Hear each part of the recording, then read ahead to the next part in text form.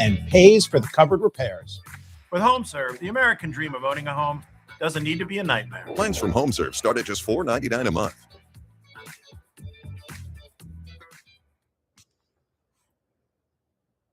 Mr. Homan, thank you for doing this. Thank you for doing it because it's a big. We had an incident in Minneapolis. According to the Department of Homeland Security, a woman attempted to weaponize her vehicle. That's a quote, ram an agent, run over an agent. The department's called it an act of domestic terrorism. Open fire, that woman is dead this evening. Many Americans are watching videos online and they're seeing something different than what the department is describing. I'd like to show you one of those videos so you can talk directly to Americans tonight about what they're seeing. Just tell me what you see when you see this.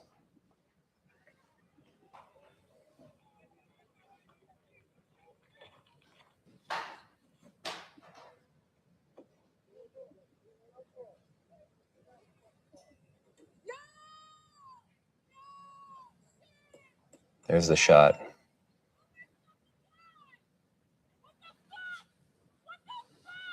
The vehicle veers off, hits a pole or a barrier of some sort.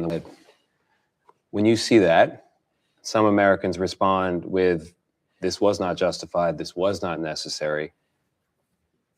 Tell them, this is really about them. What do you see when you see this video? Well, look, I just got off airplane. There's 100 different videos out there, and there may be body cam video. I'm not going to comment on that. This is an ongoing investigation, but I think it's reckless.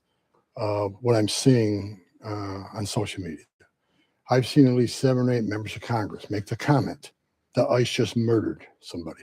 Murdered, right? Now, I said back in March, and I'm on numerous programs. When the rhetoric started escalating back in late March, I said, if this rhetoric continues, there will be bloodshed. I've seen this movie before. I've done this for over 40 years. And sadly, I was right. There has been bloodshed. There's been attacks on ICE officers. There have been people killed. Even our detainees were killed here in Dallas. Yeah. The investigation is ongoing. There's a lot of video, a lot of evidence hasn't been seen yet. I'm not a forensics expert. And neither are the people and members of Congress commenting on this. The auditors hold their judgment. Take a deep breath. Hold their judgment. Because I think the comments about murder is going to incite what? More violence, more threats, and hopefully not more bloodshed. And I want to get into that. I want to get into the increase in violence and threats against ICE officers, but I also want to linger for a moment on this incident because it's a really important one. I think the city of Minneapolis is on edge. I think the country is on edge right now. You say the investigation is ongoing. The investigation just started. Just started. You say you can't comment on the video, which many Americans are seeing and reacting to. I'm not going to make a judgment call on one video when there's 100 videos out there. I wasn't on the scene. I'm not an officer that may have body cam video.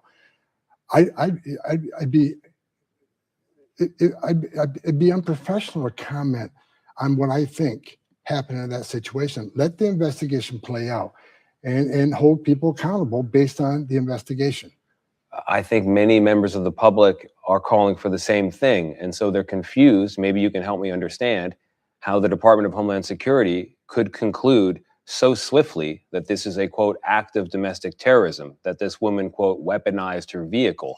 By the very same standard you described, this investigation is just getting started. That's the question for Homeland Security. I'm the border czar. Well, I can tell you what I've seen on my airplane ride here, looking at numerous videos, seeing numerous social media posts, statements from Homeland Security, statements from Secretary Noem. I'll leave it at that. But as a law enforcement officer, what good is it to do right now to me prejudge the facts of what happened today without giving law enforcement professionals, whether it's the FBI or the local police there, give them time to look at all the videos, talk to all the witnesses, talk to the officers, and make an educated decision on what occurred today. That's what needs to happen. I've been a cop since 1984.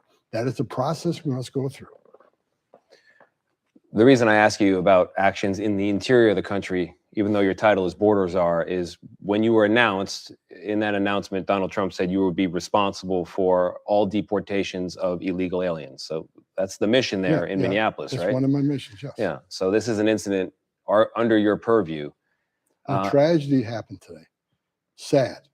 tragedy. You know, every night when I go to bed, and I've said this 100 times on other interviews, I pray for the safety of the men and women of ICE and Border Patrol. I also pray that nobody dies, including the people we're looking for. And now, I don't want to see anybody die. And now 5 people have died in incidents, 4 immigrants, and now a woman who we don't know what she was doing. Perhaps she was intending harm. Perhaps she was a protester. We don't know. Well, let's not forget, ICE agents been shot at too. Yes. ICE agents been injured.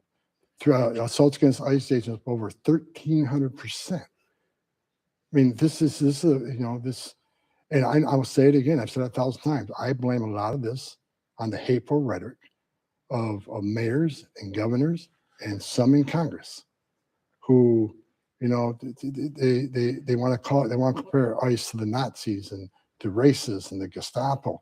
ICE is enforcing laws they enacted. ICE isn't making this up. So if a member of Congress saying, ICE, you're enforcing laws we enacted, you're a racist.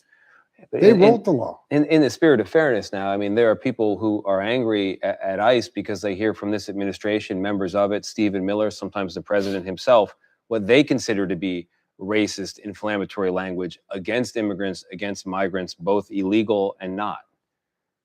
Is there not a double standard here? What racial rhetoric are you talking about from the administration? I'm not going to litigate comment by comment here. So I'm just saying, saying. I don't see any racial, right away, the left wants to pull that, the race card. It has to be racist. ICE isn't doing anything different than they did for decades. The problem is, the last 4 years, ICE wasn't able to do the job. ICE is out, and the data proves it, even though a lot of the media don't want to talk about accurate data. Nearly 70%, I think it's like 68 point something percent of everybody ICE arrested is a criminal. Sorry, what percentage? Just below 70%. I think it's 68.7. Is a criminal, has a criminal record. Is a convicted criminal pending criminal charges. Right. So 30% are not. And so part of the reason. And who is that 30%? 30%? A lot more national security cases who don't have a criminal history because their whole game is to lay low until they do the dirty deed. A lot more final orders. These are people who had due process at great taxpayer expense, were ordered removed by a federal judge and didn't leave. Yeah. We're looking for them. The message we can't send to the rest of the world is enter the country legally. It's a crime. Don't worry about it. Have due process, show up in court or don't show up in court, get a final order. Don't worry about it. If that's the message we send to the whole world, you're never going to fix this problem. What the bottom line is this. President Trump has illegal immigration down 96%, which means 96% less people are now coming, which means less women are being sexually assaulted by members of the cartel, less children and the most vulnerable are dying making that journey, less fentanyl is getting in the country to kill Americans. Sex trafficking of women and children have declined increasingly. So secure borders saving lives. The message we're going to send to the whole world. It doesn't make sense. Is that there are consequences of violating the laws. One of the reasons we have the most secure border in the history of this nation is not only because the men and women of Border Patrol is doing what Mr. Homan, I've been down there. Doing. But a lot of the reason we have the most secure border in history of this nation is because ICE operations. They're sending a clear message. There are consequences for violating our laws.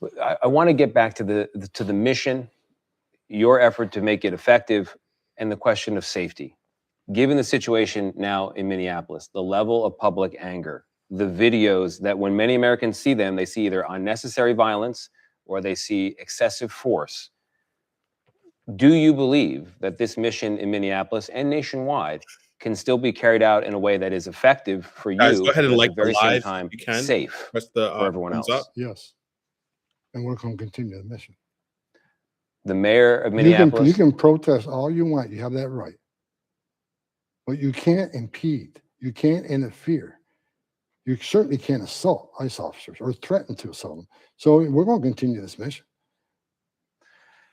These videos that for months and months have been going around that people watch and they share and they say, look at this case of excessive force. Again, I'm not going to litigate any particular incident or ask you in detail about it, but I'm curious, you've seen these videos. I'm sure you've seen more than is even public. Have you seen any examples of clear excessive force displayed by ICE agents and officers in the field? No. During the whole administration? Things that I've seen? Yeah. No. And when I hear things, I see a story that an allegation is made, I follow up, make sure that it's being fully investigated. How But I haven't seen one ICE officer found guilty of anything inappropriate. Look, I'm not involved in every arrest. I reckon thousands of arrests a day, over 2,000 a day on average. I can't be aware of every ICE arrest. I trust the men and women of ICE and the Border Patrol are well trained. They get Fourth Amendment training every 6 months. I'm putting my faith in them that they do the right thing every day out there. And if they don't, they'll be held accountable.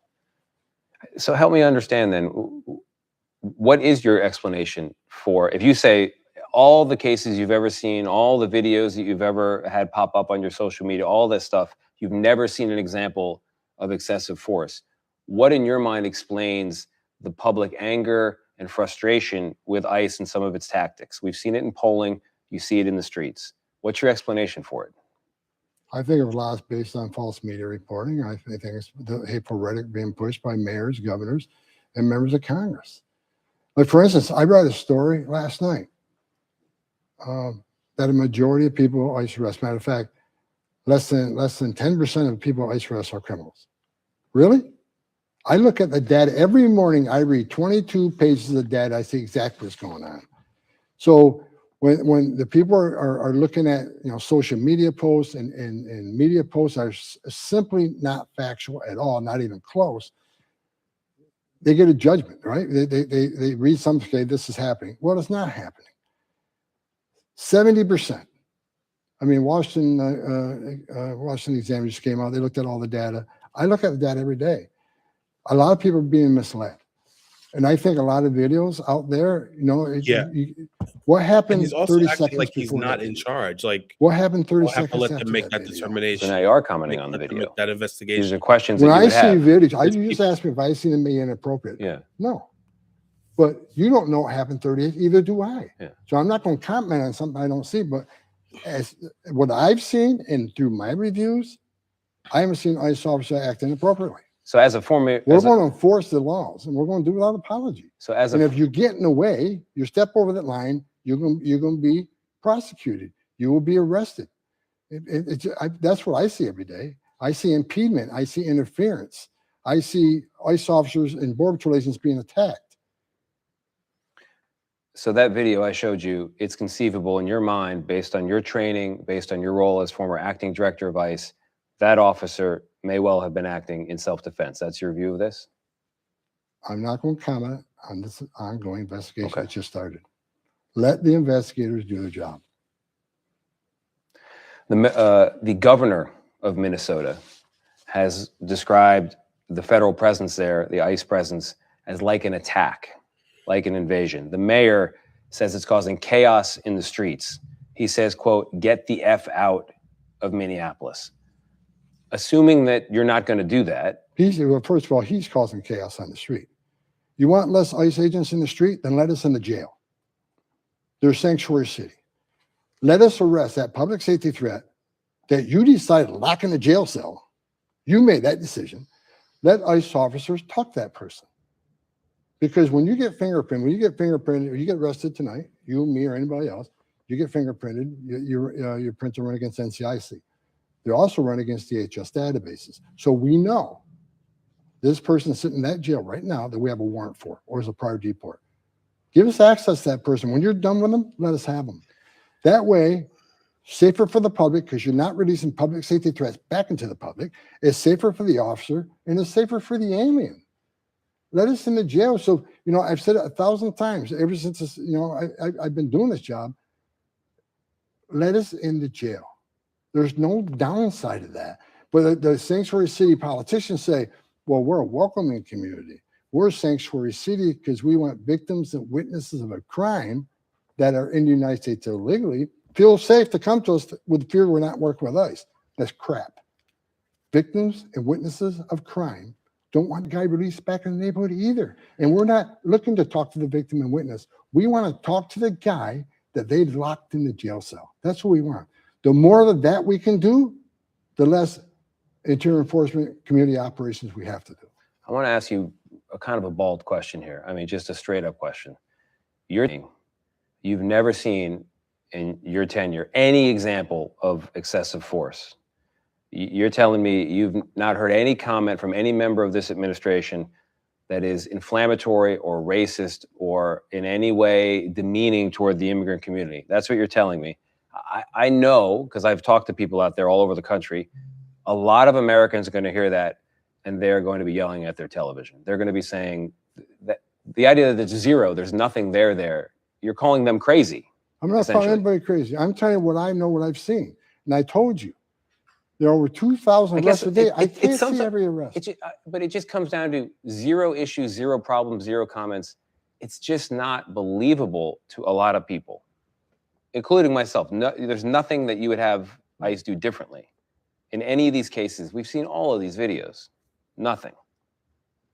I have not seen ICE act outside of policy. And if there are acting outside of policy, I'm not aware of it, there will be an investigation that will be held accountable. I want to ask a bigger picture question. There's a quote from Donald Trump. It's a few months old. It was to the Wall Street Journal, and I've never forgotten it. I have it down here. I'm just going to read it to you, and I want your reaction. He's talking about mass deportations. He ran on it. He was elected on it. It was a popular policy. He might have decided the election. He then goes on to say, we have a lot of good people in this country, and we have to do something about it.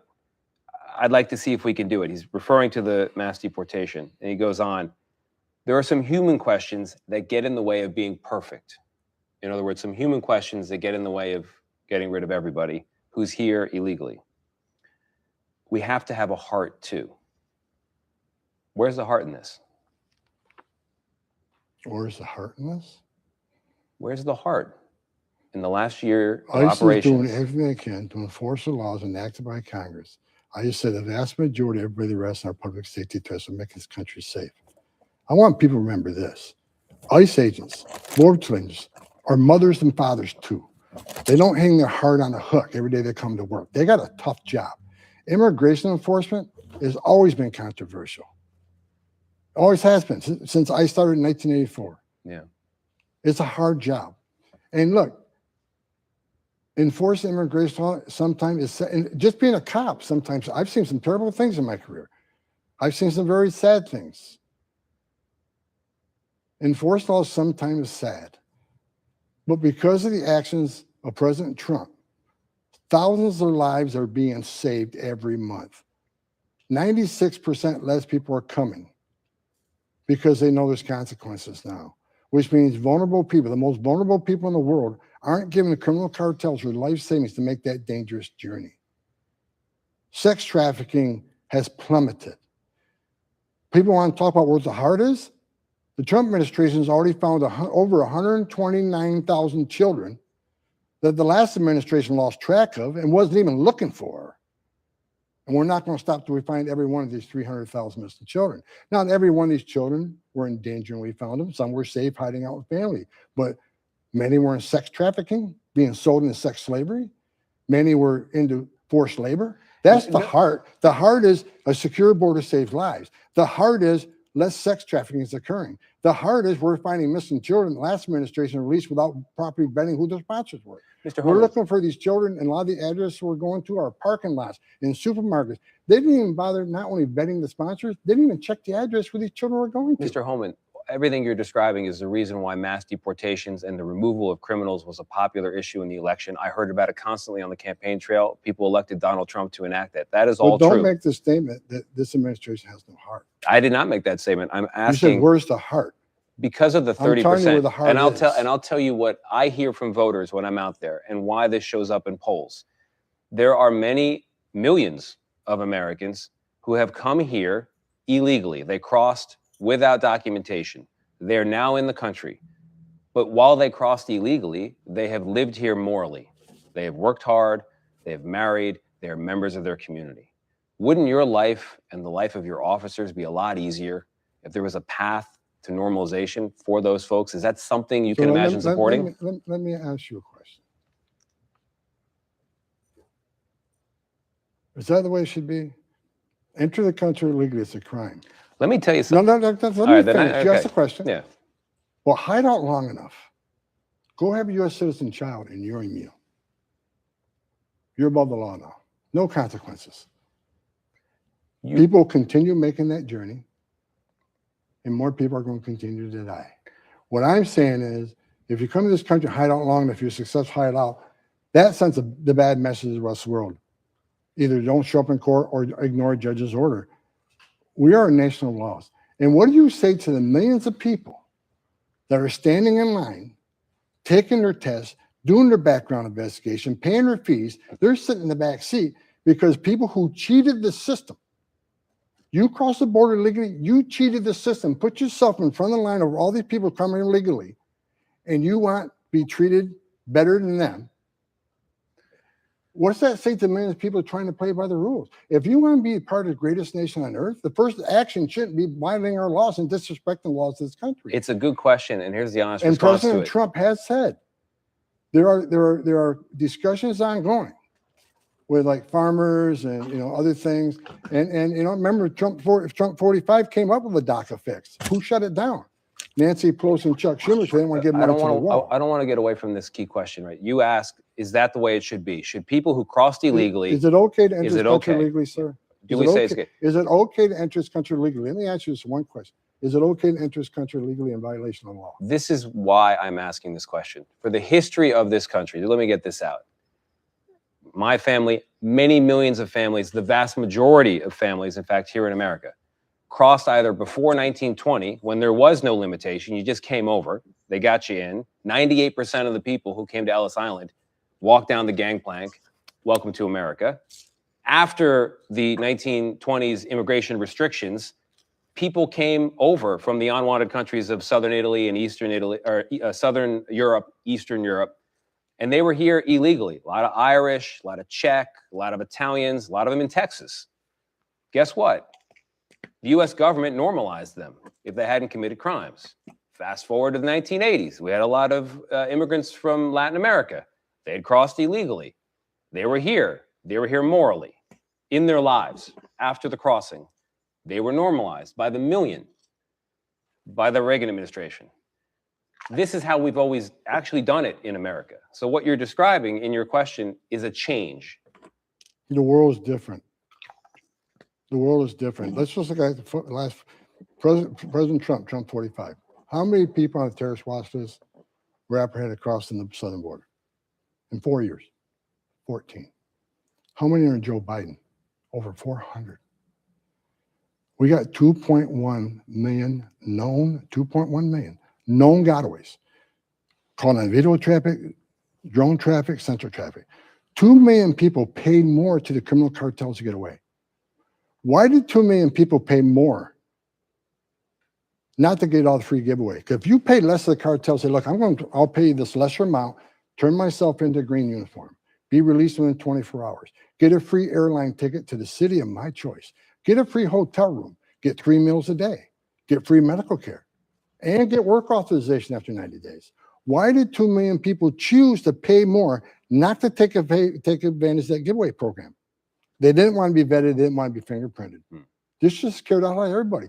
This world is different today. We know, and Tulsi Gabbard's been clear about this, we have thousands of people that are terrorists in this country, and we're trying to find them. The world isn't the same it was back then. And here's the issue. When the Biden administration created this humanitarian crisis on purpose, it wasn't an accident, it wasn't incompetence, they meant to open that border up. They overwhelmed the Border Patrol. And you've been down there many times.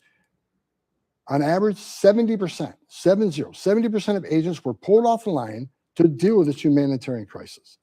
And the criminal cartels took advantage of that. It created gaps.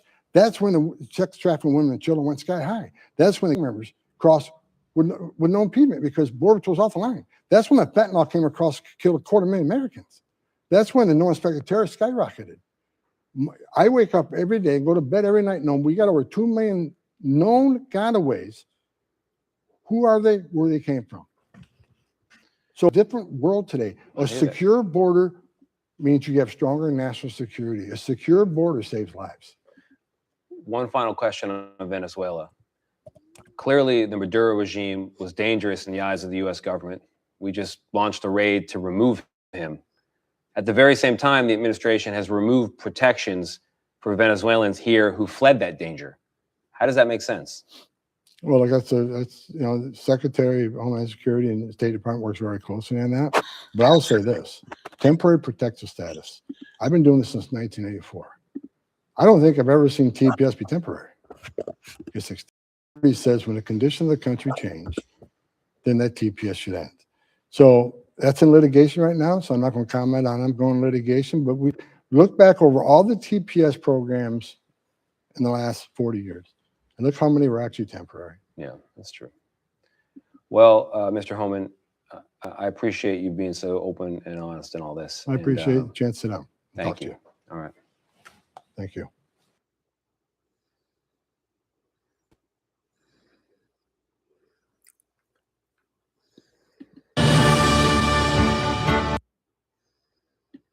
There you have it.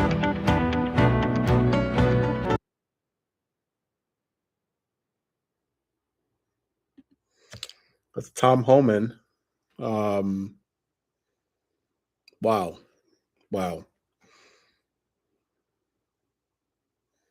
Have a good day, guys. Nobody's in this live right now, so.